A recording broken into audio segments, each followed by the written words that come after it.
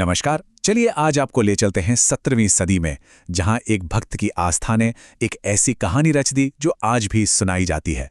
ये कहानी है सालबेग की, जिनका विश्वास उड़ीसा में एक मिसाल बन गया। कभी सोचा है क्या किसी इंसान की भक्ति में इतनी ताकत हो सकती है कि वो खुद भगवान की यात्रा को रोक दे? सुनने में थोड़ा अजीब लगता है ना, लेकिन आज की हमारी कहानी इसी एक सवाल के इर्द गिर्द घूमती है। तो इस कहानी के जो हीरो हैं, उनका नाम है सालबेग। और उनकी कहानी भाई किसी चमत्कार से कम नहीं है, क्योंकि वो दो बिल्कुल अलग अलग दुनियाओं के संगम थे। देखिए, सालबेग के पिता थे एक बहादुर मुगल सूबेदार, एक योद्धा, और उनकी माँ ललिता वो एक सच्ची हिंदू भक्त थीं। तो जाहिर है, बचपन में ही उनकी माँ ने उनके दिल में भगवान जगन्नाथ की कहानियों से भक्ति का बीज बो दिया था। तो हुआ ये कि सालबेग भी अपने पिता के ही नक्शे कदम पर चले और एक बहुत ही काबिल योद्धा बने। लेकिन उनकी जिंदगी में एक ऐसा युद्ध आया जिसने सब कुछ, उनकी पूरी तकदीर ही बदल कर रख दी। सोचिए, एक खतरनाक लड़ाई में सालबेग को एक ऐसा गहरा घाव लगा जो भर ही नहीं रहा था। कोई दवा, कोई इलाज काम नहीं आ रहा था। धीरे धीरे उनकी सारी ताकत खत्म हो रही थी और साथ में जीने की उम्मीद भी। जब वो बिल्कुल निराश हो चुके थे, तब उनकी माँ उम्मीद की आखिरी किरण बनकर सामने आई। उन्होंने अपने बेटे से कहा, बेटा, जब दुनिया के सारे रास्ते बंद हो जाए ना, तो याद रखना, जगन्नाथ का दरवाजा हमेशा खुला रहता है। बस सच्चे मन से उन्हें याद करो। और फिर सच में एक चमत्कार हुआ। सालबेग ने पूरी तरह हताश होकर लेकिन सच्चे दिल से भगवान जगन्नाथ को याद करना शुरू कर दिया। और जानते हैं क्या हुआ? एक रात उन्हें एक सपना आया। सपने में उन्होंने देखा कि भगवान खुद आए हैं और उनके घाव पर हाथ फेर रहे हैं। और जब सुबह उनकी आंख खुली तो वो घाव पूरी तरह से गायब हो चुका था। बस वही पल था। उसी पल सालबेग ने फैसला कर लिया कि अब ये जीवन भगवान की भक्ति के लिए ही है। तो इस चमत्कार के बाद सालबेग के मन में बस एक ही इच्छा थी, अपने प्रभु के दर्शन करना। वो सीधे पुरी पहुंचे। लेकिन किस्मत को कुछ और ही मंजूर था। वहां उनकी आस्था का सबसे बड़ा इम्तिहान उनका इंतजार कर रहा था। तो देखिए, एक तरफ थी सालबेग की अटूट श्रद्धा और दूसरी तरफ थे समाज के सख्त नियम। उनके जन्म की वजह से उन्हें मंदिर के मुख्य द्वार यानी सिंह द्वार पर ही रोक दिया गया। उन्हें अंदर जाने नहीं दिया गया।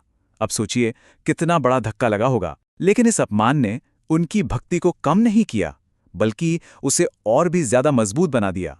जब उन्हें मंदिर में एंट्री नहीं मिली तो वो वृंदावन चले गए और वहां उन्होंने अपनी सारी भक्ति को भजनों में ढालना शुरू कर दिया। उनका मशहूर भजन आहे नील शायल वहीं लिखा गया था।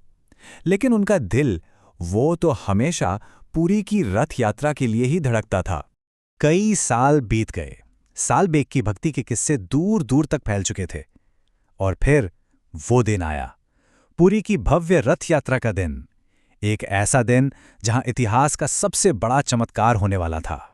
अब तक सालबेग काफी बूढ़े और कमजोर हो चुके थे। वो अपनी आखिरी तीर्थ यात्रा पर निकले, रथ यात्रा में शामिल होने के लिए पुरी जा रहे थे। लेकिन रास्ते में ही उनकी तबीयत बहुत ज्यादा बिगड़ गई। उन्होंने रोते हुए बस एक ही प्रार्थना की, हे प्रभु, क्या मैं आपके दर्शन किए बिना ही चला जाऊंगा? प्लीज मेरे पहुंचने तक इंतजार करना। और उधर पुरी में रथ यात्रा का उत्सव पूरे जोरों पर था। लाखों भक्तों की भीड़, हर तरफ जय जगन्नाथ के जयकारे गूंज रहे थे। पूरा माहौल भक्ति से सराबोर था। हजारों हजारों लोग मिलकर भगवान जगन्नाथ के विशाल रथ नंदी घोष को खींच रहे थे।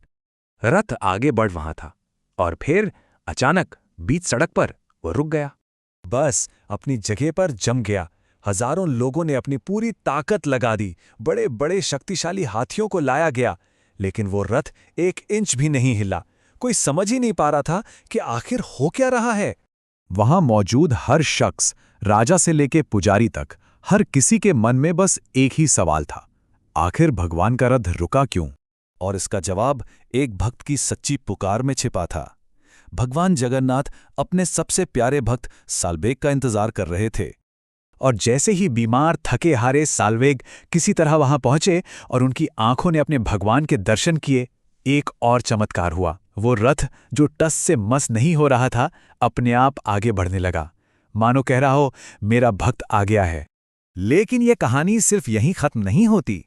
इस चमत्कार का जो असर हुआ वो आज भी पुरी में जिंदा है।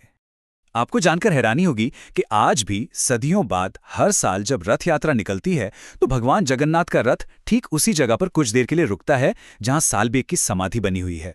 ये उनकी अटूट भक्ति को दी जाने वाली एक सच्ची श्रद्धांजलि है जो आज भी जारी है। तो ये कहानी हमें क्या सिखाती है? एक बहुत ही सीधी और गहरी बात कि भगवान को धर्म या जाति से कोई मतलब नहीं, वो तो बस सच्चे प्रेम और सच्ची भक्ति के भूखे हैं। अब जरा सोचिए, अगर सालबेग की आस्था उस जमाने की इतनी बड़ी सामाजिक और शारीरिक दीवारों को तोड़ सकती है, तो आज के दौर में हमारी आस्था, हमारी सच्ची लगन किन बाधाओं को पार नहीं कर सकती?